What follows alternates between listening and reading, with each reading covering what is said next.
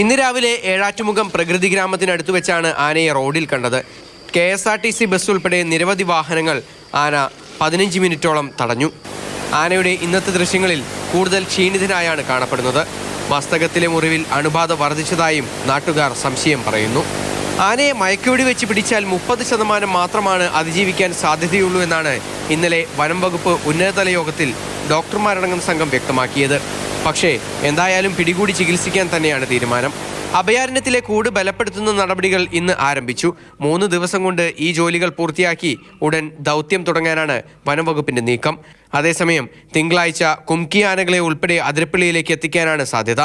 Doctor Arun സക്രിയ ഉൾപ്പെടെയുള്ള സംഘം കൂടിന്റെ ജോലികൾ പൂർത്തിയാക്കിയാൽ ഉടൻ വയനാട്ടിൽ നിന്ന് അതിരപ്പള്ളിയിലേക്ക് എത്തും.